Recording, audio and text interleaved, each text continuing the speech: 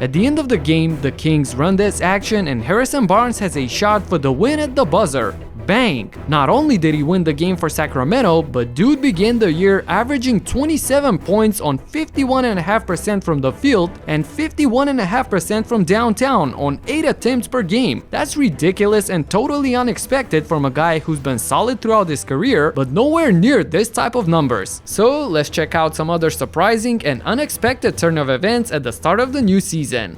What up everybody, my name is Stefan and this is Heat Check. Let's get into it. First of all, I know that it won't last long, but at the same time, I know that nobody predicted that this would be the top 4 in the East. Miles Bridges from the Hornets is actually standing out as an early most improved player candidate, with averages much higher than last year. We're joking about it, but he might really be in the running with a 30-year-old Harrison Barnes. Can you imagine how crazy that would be to win a most improved player award in his 11th year? Anyway, on the topic of these teams, I also wanted to mention Alex Caruso, who's been a great impact on the Bulls and is a top 3 in the league in steals per game while coming off the bench with far less minutes played than some other players. That is amazing and only speaks about his high effort when he's on the floor. But if you thought that that is impressive, let me just point out that Alperen Şengün from the Rockets is number 6 in this category, but while playing only 18 minutes per game. Now this is incredible. Houston got a very interesting rookie prospect with the number 16 pick.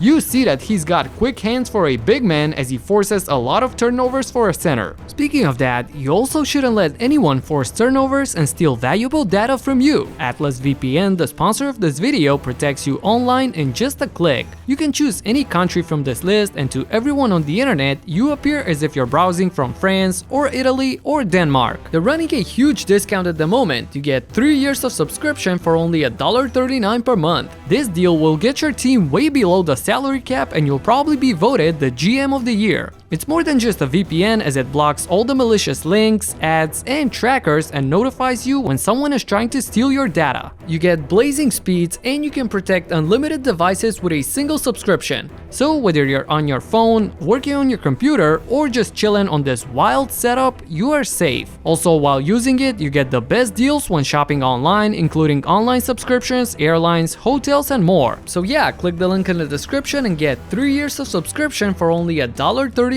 per month. Moving on, the jump that Ja Morant is making did not necessarily catch me by surprise, since I had him in a video about my top 5 players I'm watching this season, but I'm sure a lot of people did not expect him to be the highest scorer per game at the start of the season. Number 1 above everybody, with more than 30 points per game, and especially with seemingly a much improved 3-point shooting of 40.5%, Ja is unstoppable. I can only hope that this good outside shooting can continue for him, because if it does, the league is in trouble. I mean, look at this spectacular display of athleticism. You know that nobody can stop this. Now add some consistent shooting on top and boy, the sky's the limit. Next, watching the Miami Heat, I noticed something interesting. Tyler Herro has the ultimate green light this season to literally shoot any shot he wants. So although he comes off the bench for this team, Herro is the leader on the roster in field goals attempted. More than Jimmy Butler, Adebayo, everyone. Almost 19 per game on a roster that brought in some new guys, all of which need to also get some shots up.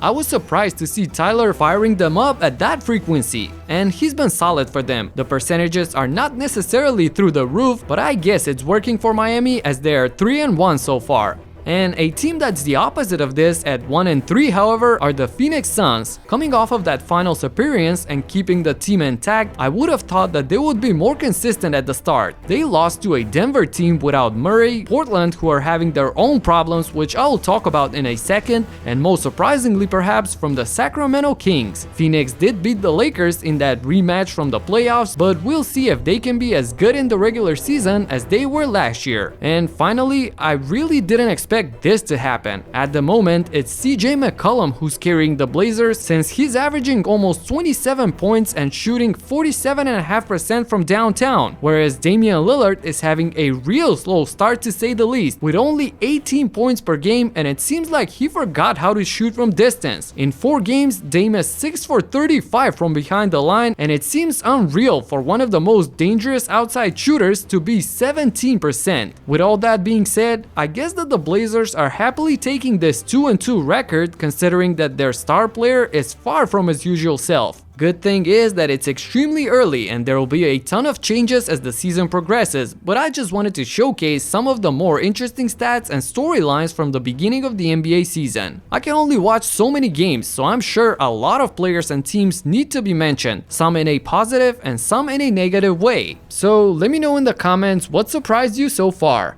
That's it for now. Subscribe and talk to you in the next one. Peace out.